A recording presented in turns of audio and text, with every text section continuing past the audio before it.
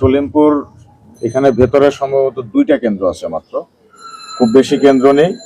এবং এই কেন্দ্রগুলোর নিরাপত্তার জন্য যতটুকু ফোর্স যেখান থেকে প্রয়োজন এটা নিয়োগ করা হয়েছে, ইনশাল্লাহ নিরাপদভাবে সম্পন্ন হবে।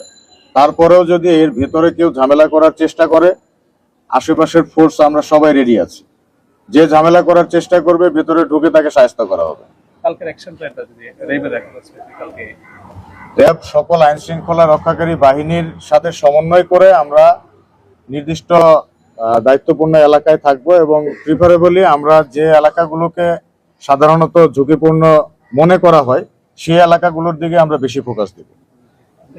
একটা প্রশ্ন, সেটা হলো আপনি বাইরের কথা বলছেন, বুথের দামি প্রার্থী দিয়ে ভোটারদের সাথে কেওয়াস করার, প্রতিপক্ষের গাইল করার একটা প্ল্যানের কথা গণমাধ্যমে আসছে। বিভিন্ন প্রার্থী অভিযোগ করেছে একজন প্রার্থী 8-10 জন করে 6-7 জন করে দামি প্রার্থী রাখছে পোলিং এজেন্ট, দামি পোলিং এজেন্ট রাখার জন্য।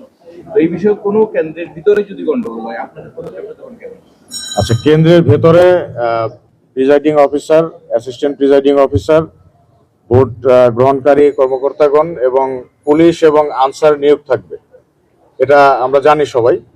এবং পুলিশের যে সদস্যরা আছে তাদের অ্যাটলিস্ট 1 বা 2 জনের সাথে বডি অন ক্যামেরাও থাকবে।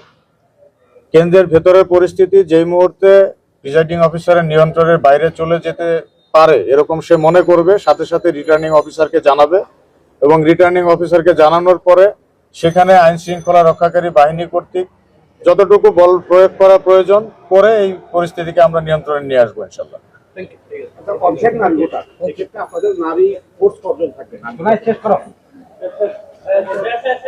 নারী ফোর্স সব জায়গায় থাকবে পর্যাপ্ত, বিশেষ করে পুলিশ এবং আনসারের নারী সদস্যরা সব জায়গাতেই থাকবে। আমাদের